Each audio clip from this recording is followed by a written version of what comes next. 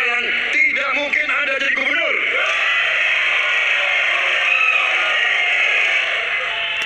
Kalau Jokowi diktator, Anda tidak mungkin jadi gubernur.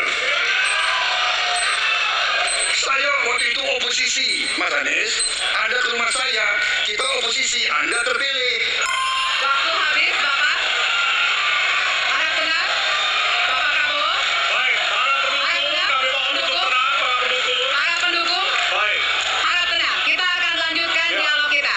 Oke, debat kali ini sangat panas karena Bapak Anies menyinggung Pak Prabowo dan langsung dibales oleh Bapak Prabowo mengatakan bahwa dialah yang mengusung Anies menjadi gubernur. Kalau tidak ada saya, Anda tidak akan jadi gubernur, katanya. Aduh, bisa benar juga ternyata. Tapi gimana sih kelanjutnya? Semakin panas, semakin seru. Lanjutkan ini dia, guys. Harap tenang. Hadirin, harap tenang. Kami sampaikan kembali. Hadirin, harap tenang.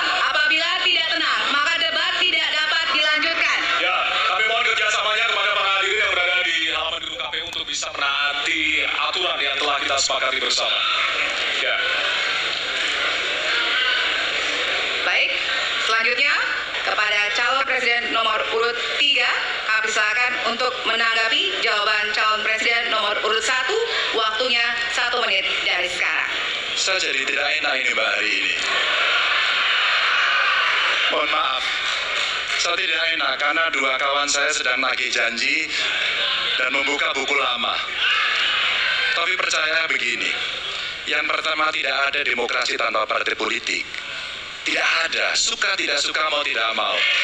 Dan fungsi partai politik itu adalah agregasi, sumber rekrutmen kader, pendidikan politik. Kebetulan saya pernah menjadi ketua pansus undang-undang partai politik.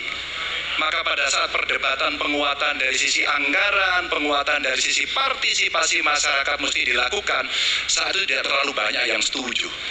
Maka Mas Anies, soal oposisi tidak oposisi, soal kepentingan saja kok. Kapan kita bertemu, kapan kita tidak bertemu, dan kemudian kita akan bersikap pada posisi masing-masing. Tapi yang penting, pendidikan politik kepada masyarakat itulah yang menjadi PR besar dari partai politik agar cepat dewasa. Oke, waktu Anda habis, Bapak. Ya, dan kita akan lanjutkan. Baik, kita akan lanjutkan debatnya, Bapak Ibu. Kita akan lanjutkan ke pertanyaan selanjutnya untuk calon presiden nomor urut 1. Ya.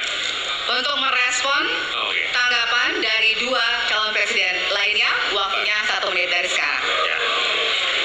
Terima kasih. Ketika kita menghadapi sebuah proses demokrasi, di situ ada pemerintah dan ada oposisi. Dua-duanya sama terhormat. Dan ketika proses pengambilan keputusan itu dilakukan, bila ada oposisi, maka selalu ada pandangan perspektif berbeda yang membuat masyarakat bisa menilai.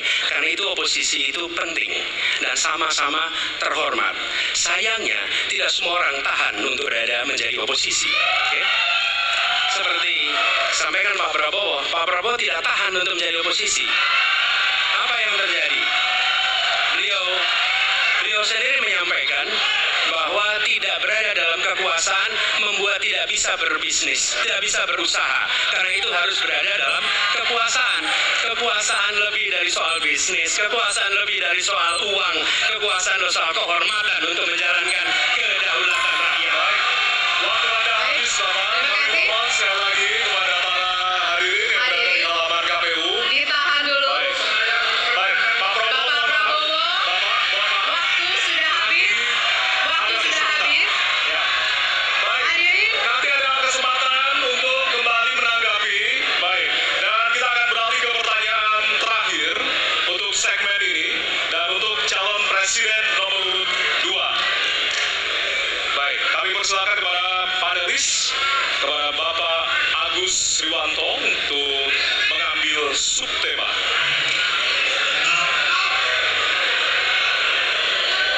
Bahwasanya tidak ada sesi tanya jawab, artinya saling menanggapi, Bapak-bapak. Kami ingatkan kembali untuk saling menanggapi dari masing-masing calon presiden. Dan selanjutnya kita akan beri kesempatan kepada calon presiden nomor urut 1 untuk menanggapi calon presiden nomor urut 2 dan waktu Bapak. Apakah saya harus merevisi statement saya?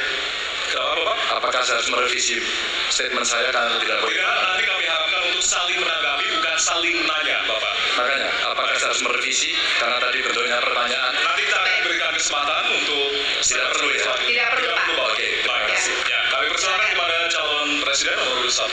Waktu Anda 1 menit, Bapak.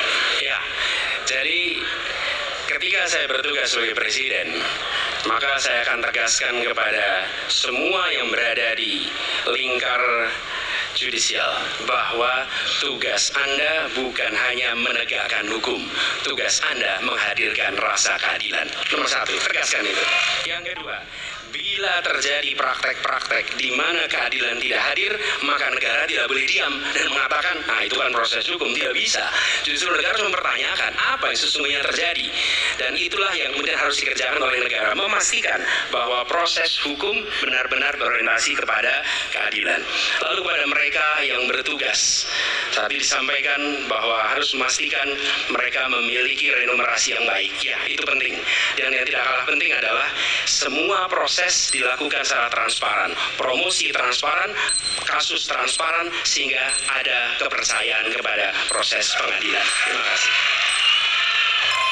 Baik, waktu habis. Selanjutnya kami silakan kepada calon presiden nomor urut 2 untuk merespon tanggapan dari calon presiden lainnya. Waktunya 1 menit dari sekarang. Saya kira mengenai Mahkamah Konstitusi, aturannya sudah jelas. Kita juga bukan anak kecil. Rakyat kita juga pandai. Rakyat kita lihat, rakyat kita tahu. Mas Ganjar, kita tahulah ya bagaimana prosesnya. Ya, yang intervensi siapa? Ya, yang intervensi siapa? Tapi intinya adalah kita tegakkan konstitusi, kita tegakkan undang-undang, kita perbaiki yang kurang sempurna, dan kita patuh kepada komitmen undang-undang itu sendiri. Jadi saya kira itu tentang apa tadi disampaikan Pak Anies. Dalam hal ini saya setuju dengan Pak Anies. Waktunya masih ada, Bapak? Saya sependapat kita harus membuat yudikatif kuat, harus ada merit system, harus ada ujian-ujian yang baik. Waktunya Supaya habis hakim sekarang, itu Bapak. hakim yang Terima terbaik kasih untuk atas Indonesia. jawabannya. Sekarang kita kasih apresiasi dari 3 calon presiden yang tentunya sudah saling menanggapi di kesempatan segmen kali ini, dan kami persilakan kepada Bapak calon presiden untuk kembali ke tempat masing-masing.